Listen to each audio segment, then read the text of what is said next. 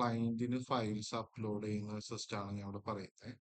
ഇപ്പൊ നമ്മുടെ ഇപ്പൊ ഇത്ര ഫംഗ്ഷൻ ഫോൾഡേഴ്സ് ആണെങ്കിൽ നമുക്ക് ആ ഫോൾഡേഴ്സ് സെലക്ട് ചെയ്യുന്ന ഒരു സിസ്റ്റം, അതായത് ക്ലയന്റിന് ഫയൽ എങ്ങനെയാണ് ഷെയർ ചെയ്യുക എന്നുള്ള ഒരു ഡൗട്ട്സ് എല്ലാവരും പറയുന്നത്. അപ്പൊ അതിന്റെ ഭാഗമായിട്ടാണ് നമ്മൾ ഇത് ചെയ്യുന്നത്. ഓക്കെ, ഇവിടെ നമ്മളെ വെബ് അക്കൗണ്ടിൽ, അതായത് ഫോട്ടോമയുടെ വെബ് അക്കൗണ്ട് ഓപ്പൺ ചെയ്തിട്ട് മാനേജ് പ്രൊജക്ട്സിൽ പോയിട്ട് അപ്പൊ ഇവിടെ functions, work assignment, digital invitation, albums എന്ന് പറഞ്ഞിട്ട് കാണും. ഈ ആൽബംസ് ക്ലിക്ക് ചെയ്യുക.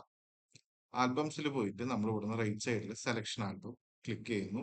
ഓക്കെ, സെലക്ഷൻ ആൽബം ക്ലിക്ക് ചെയ്യുമ്പോൾ നമ്മൾ ഇവിടെ പേര്, അതായത് ക്ലയന്റിന്റെ പേര് നമ്മൾ കറക്റ്റ് ആയിട്ട് കൊടുക്കുക.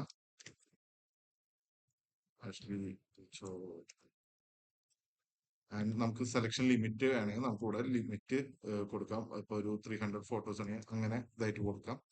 പിന്നെ ആൽബം കവർ ഫോട്ടോ നമുക്ക് ഇവിടെ സെറ്റ് ചെയ്യാൻ പറ്റും.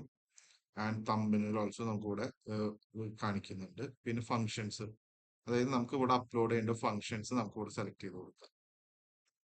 ഓക്കെ, ഇത് സെലക്ട് ചെയ്ത് കൊടുത്തു കഴിഞ്ഞ്, അതായത് ഇപ്പൊ നമ്മൾ ബോത്ത് സൈഡ് വർക്ക് വരുമ്പോൾ നമുക്ക് ഇതില് ചില ഫംഗ്ഷന് ഒന്നും കൊടുക്കേണ്ടി വരില്ല. അതായത് ഇപ്പോ ഗ്രൂമിന് ഹൽദി വേണമെന്നുണ്ടാവില്ല, പുടവ അങ്ങനത്തെ ഉള്ളത് ഉണ്ടാവും. അപ്പൊ അത് നമുക്ക് റിമൂവ് ചെയ്യാൻ വേണ്ടിയിട്ടാണ് ഇവിടുന്ന് സെലക്ഷൻ.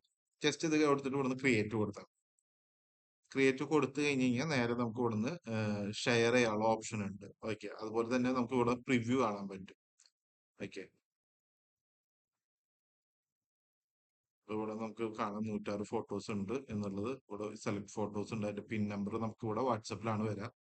ഓക്കെ, ക്ലയന്റിന് നമുക്ക് അതുപോലെ ഫോട്ടോഗ്രാഫറിന് ഇവിടെ കാണാൻ പറ്റും ഇതിന്റെ പിന്നും ലിങ്കും. അതുപോലെ ഇവിടെ തന്നെ ഓപ്ഷൻസ് ഉണ്ട്, നമുക്കിത് അൺപബ്ലിഷ് ചെയ്യാൻ പറ്റും, ഡിലീറ്റ് ചെയ്യാനും ഇവിടുന്ന് ഈ ആൽബം ഡിലീറ്റ് ചെയ്യാനുള്ള ഓപ്ഷനും ഇവിടെ ഉണ്ട്.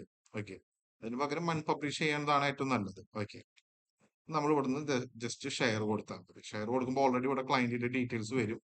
നമുക്ക് പുറമെ ക്ലയന്റ് പറയാണ് എനിക്ക് മാത്രമല്ല എൻ്റെ ഫാദറിനോ അല്ലെങ്കിൽ വേറെ ആർക്കെങ്കിലും വേണമെങ്കിൽ മൊബൈൽ നമ്പർ ഇവിടെ അടിക്കാം, അല്ലെങ്കിൽ അവരുടെ മെയിൽ ID ജസ്റ്റ് ഇവിടെ അടിച്ചു കൊടുത്തിട്ട്